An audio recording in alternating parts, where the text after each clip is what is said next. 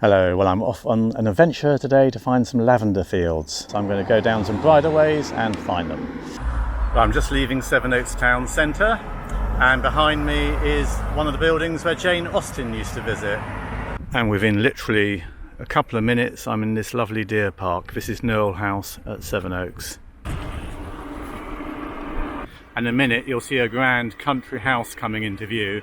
But there are lovely mature trees in this park. So over there we have Knole House. So here's a closer view of Knole. And it's quite a handsome house. It's a calendar house, so everything's based around the calendar, like 4 courtyards, 12 staircases or whatever, and so it goes on. But it's quite large actually. Easily have 365 windows despite window tax. And just down below here is a rather nice wooden deer, which one of my friends carved. He's done a few of these actually, a few different things around the property, and they are rather good. The bodgers have met here a few times and made contacts that way. I think one of the ears got snapped off this one, has replaced it, but it's a wonderful bit of carving, really nice. And children come along, of course, they love sitting on it, as does the occasional adult. So here are a couple more of his creations. First of all, we have the hedgehog, and I really think this is rather wonderful. I remember seeing this as just a tree cut log, and it's got some lovely shaping, really has captured what a hedgehog looks like. And I thought the effect of the spikes was very cleverly done with the router or chainsaw down the back. But great fun. It was a heavy piece this, it required a couple of people to lift it. It's surprising, you know, obviously the weight of that. And then coming over we have a badger.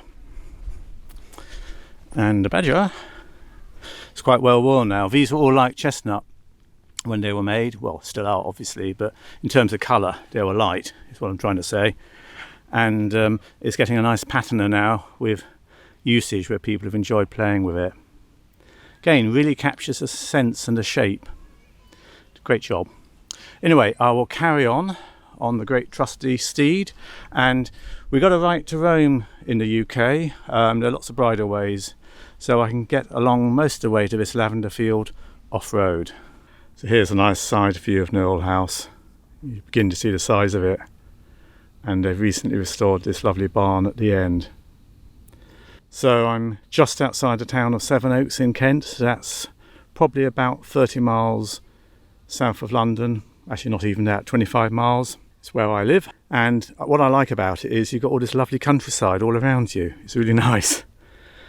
I've now passed what I jokingly called a 500-metre rule. So I'm away from the general public. I've got away from Knole House. I'm on the golf course, so I better not hang around here. There's the occasional golf ball whizzing around. But just thought I'd show you this tree. Quite a handsome old tree here. A lot of Knole was devastated by the storm in 1987, where lots of trees were lost basically. But it's gradually recovering. They've left the old trees on the ground and it's attracting wildlife, which is rather nice. All the bracken's grown up now, but it was quite good fun a while back. You could go along, whoops.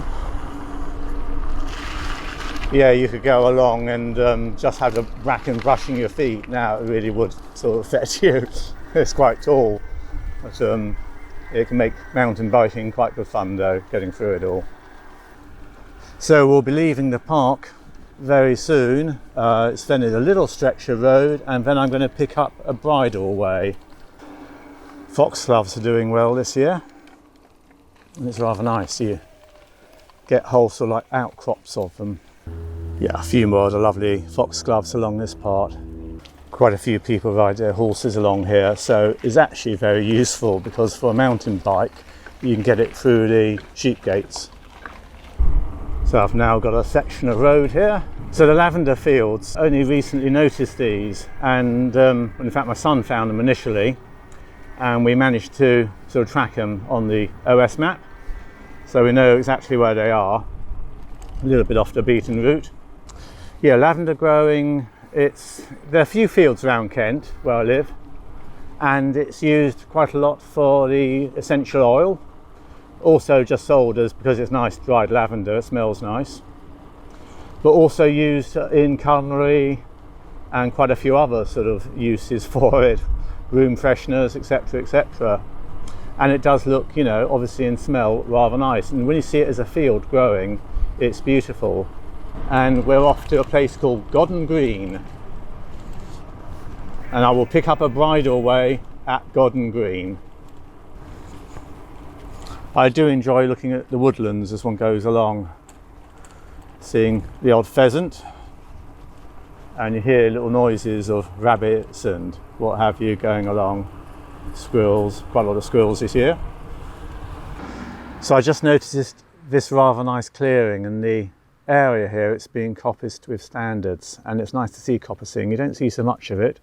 I've popped the film up on coppicing, but anyway, you've got chestnut stalls here, the little clumps, and they're left to grow to about 12 years old, and then they're harvested for fence posts, etc.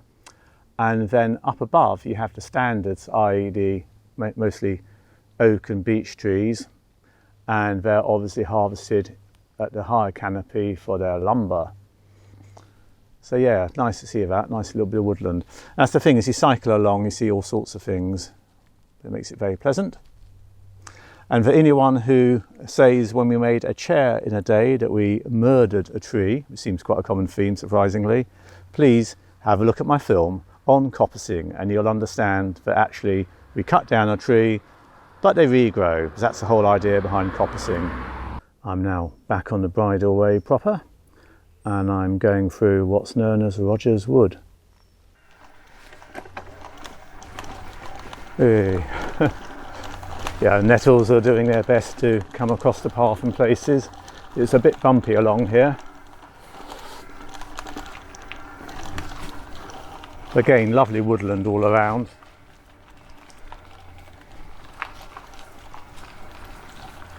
Obviously a lot of horses come along here. There's a riding school quite nearby, I believe, which is probably a factor.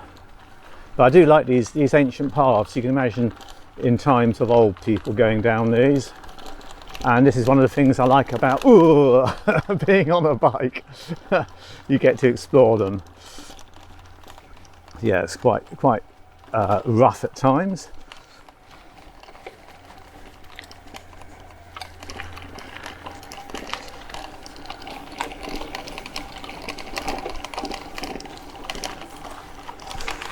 Oop.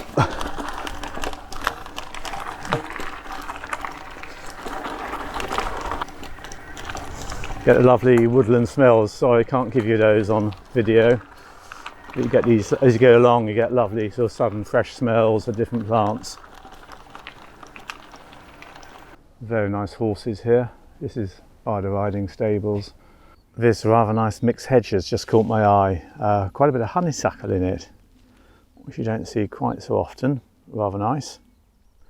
Especially sort of attracted my attention because there's also quite a few blackberries coming on. So I need to bear this in mind when it comes to blackberry time. Probably get a few from along here. It's obviously quite an old hedge. I think they say it's 100 years per different plant species or whatever in the hedge. Well, there's plenty in here, so I imagine it's a good 800,000 years old. But I'm just coming up to the point where I'm going to turn off for the bridleway, which has the lavender field. So I'm coming around. I'm near sort of what's called Bitchet Green. I think I'm just off Pond Lane if you're trying to follow this, which I doubt you'll have much joy. Obviously trying to stop vehicles coming along here with a bit of a road obstruction. Don't want to knock that. So yeah, come down here and hopefully there'll be a lavender field at the end. I think I'm just seeing a bit of purple tinge coming into view. Oh yes, quite deep colour. There we are. Look at that. It'll get better in a minute. Wow. There's a beautiful fragrance just slightly on the air, and there's skylarks above. I'll come forward a bit. Look at that. It's just so beautiful. Sort of like a magical sort of place. Wherever I look, there's this beautiful deep lavender.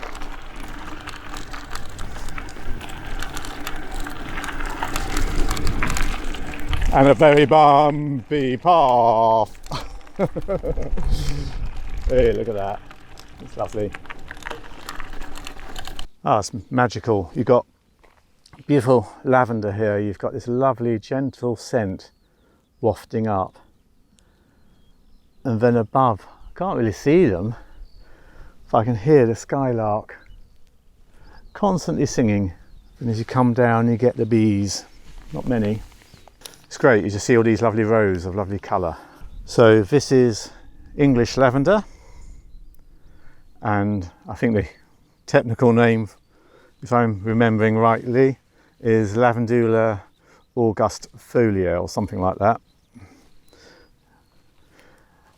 And it's a lovely sort of deep colour.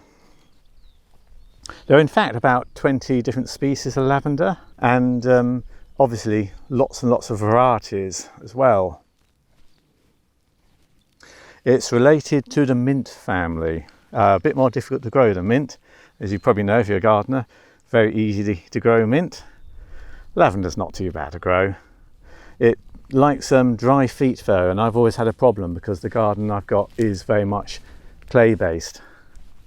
And for lavender, I noticed looking at this soil, if I just come down low, you'll see they've got it on quite a good stony sort of ground, which will keep it higher up here, so it will be well drained, and that will help the lavender to grow. Obviously, I think most people think of lavender as purple, which it is, but you can get it in white, pink, red, so it can come in different colours. And the plants themselves, they're long lasting. I mean, you may know this from yourself in your own garden, but I mean 10 years isn't uncommon if they're, you know, kept dry on the feet, and even up to 20 years is quite possible. So yeah, quite a good life. I've always taken cuttings with lavender. You can technically grow it from seed, but I think most people will do cuttings. But it's lovely. Oh, lots of nice little bees and things. A couple of skylarks in the far distance there having a little courting ritual, very far off. I don't think you'll see it on the camera. Oh, it's just so lovely. It's sort of like heaven on earth. Well, it's good to have found the lavender field, and I hope you enjoyed the ride. Thanks for coming along with me, and I'll see you in the next film. Bye then.